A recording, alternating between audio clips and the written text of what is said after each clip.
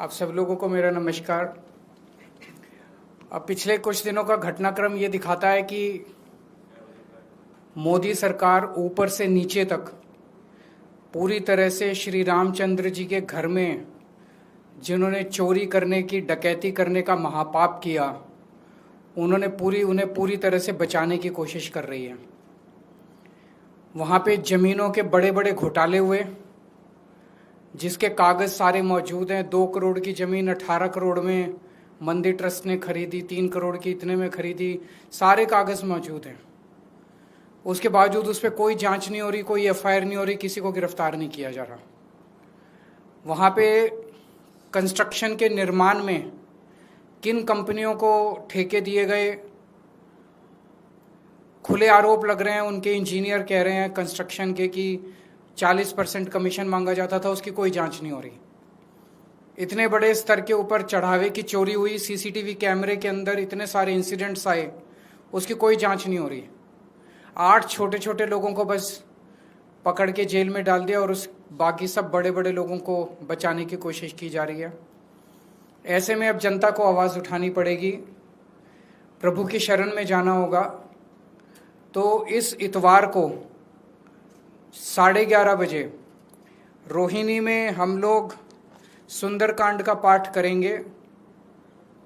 मेरा सभी श्रद्धालुओं से, राम भक्तों से निवेदन है कि सब लोग ज़्यादा से ज़्यादा संख्या में पहुँचें वहाँ पे। एड्रेस है JMD टेंट, जापानी पार्क, सेक्टर 10, रोहिणी। सबको पता है, काफ़ी फेमस जगह है जापानी park, sector 10, Rohini, JMD tent. यहाँ पे ज़्यादा से ज़्यादा संख्या में पहुँचे। 11:30 बजे सुंदरकांड का पाठ होगा और वहाँ से भगवान का आशीर्वाद लेके, हनुमान जी का आशीर्वाद लेके एक सिग्नेचर कैंपेन शुरू किया जाएगा देश भर में, दिल्ली में भी और अन्य राज्यों में जहाँ जहाँ आम आदमी पार्टी के वॉलंटियर्स हैं। और केवल ये आम आदमी पार्टी का नहीं है, जहाँ जहाँ राम भक्त हैं, श्रद्धालु हैं, जो इस पूरे घटनाक्रम से पीड़ित हैं, वो सब लोग ये सिग्नेचर कैंपेन करेंगे। सिग्नेचर कैंपेन में ये चिट्ठी है एक नागरिक की, आम नागरिक की, प्रधानमंत्री मोदी जी के नाम। चिट्ठी मैं आपको पढ़ के सुना देता हूँ। आदरणीय प्रधानमंत्री जी, श्री राम मंदिर में हुई चढ़ावा चोरी ने, ये एक नागरिक अपने प्रधानमंत्री को लिख रहा है जिस पे वो साइन करेगा। श्री राम मंदिर में हुई चढ़ावा चोरी ने मुझे अंदर तक झकझोर दिया है। करोड़ों श्रद्धालुओं ने अपनी छोटी बड़ी बचत से श्री राम मंदिर के निर्माण में योगदान दिया था। कई लोगों ने तो अपनी पूरी जिंदगी की जमा पूंजी दे दी। अधिकांश लोगों ने रसीद तक नहीं मांगी। सबने सोचा ये तो भगवान का घर है, यहाँ हिसाब क्या मांगना। आज उस विश्वास को भारी ठेस पहुंची है। श्री राम मंदिर से संबंधित हर कार्य प्रधानमंत्री जी आपने आगे बढ़ चढ़ के किए। श्रीमान राम जन्मभूमि तीर्थ क्षेत्र ट्रस्ट आपने बनाया, उसके हर मेंबर को आपने व्यक्तिगत रूप से चुन के नियुक्त किया। ये सभी ट्रस्ट के मेंबर आपके बेहद करीबी माने जाते हैं। अब जब इतने बड़े स्तर पर बेईमानी हुई तो आपकी चुप्पी से मैं आहत हूं।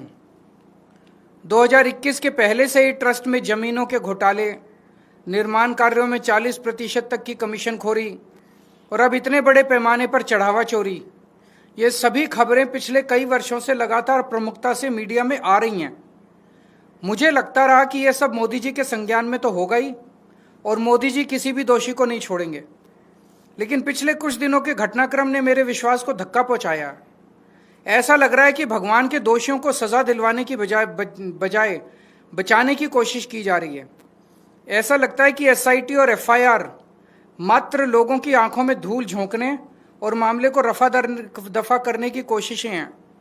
8 छोटे छोटे कर्मचारियों को पकड़ा गया है और बड़े लोगों को बचाने की कोशिश की जा रही है। प्रधानमंत्री जी, ऐसा प्लीज मत कीजिए।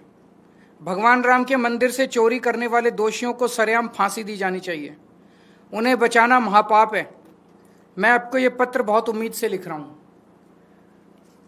ये लेटर साइन किए जाएंगे, घर घर भी जाएंगे और हर जगह बहुत सारे, जैसे दिल्ली में हजारों की संख्या में हनुमान चालीसा के पाठ जगह जगह रखे जाएंगे, जिसमें हनुमान चालीसा पढ़ेंगे लोग, हनुमान जी की और रामचंद्र जी की आरती गाएंगे, और उसके बाद सब लोग बड़ी श्रद्धा से इस लेटर के ऊपर साइन करेंगे। ये सब लेटर लिख के उसके बाद प्रधानमंत्री जी को भेजे जाएंगे। हमें पूरी उम्मीद है जब भगवान का आशीर्वाद लेके, भगवान की शरण में जाके सब लोग ये काम करेंगे तो जरूर चंदा चोरी करने वाले और रामचंद्र जी के घर में डकैती डालने वालों को सजा मिलेगी। मैं समझता हूं हर सनातनी का ये फर्ज है, ये धर्म है, श्री रामचंद्र जी के यहाँ डकैती करने वाले, महापाप करने वालों को सजा दिलवाने के लिए पूरी कोशिश करें। जो लोग भी इस कार्य को करेंगे उनको और उनके परिवार का महाकल्याण होगा। अगर आपका कोई प्रश्न है तो आप बता सकते हैं। सर, इसके अलावा आप एथेनॉल का सवाल उठाते रहे। पहली बार गडकरी ने माना हाई माइलेज का फर्क पड़ता है। E25 को लाने वाले थे, अभी बताया कि वो सिर्फ पहले SFC को फिर लाया जाएगा। तो अगर फर्क पड़ता है तो बंद क्यों नहीं कर देते? बंद कर दें। अगर मान ही लिया उन्होंने तो। कल हरदीप पुरी जी का देख रहा था, वो भी कह रहे थे हाँ थोड़े थोड़े गास्केट तो खराब होते हैं। तो गास्केट भी खराब होते हैं, माइलेज पे भी फर्क पड़ता है, फिर भी जिद पे अड़े हुए हैं।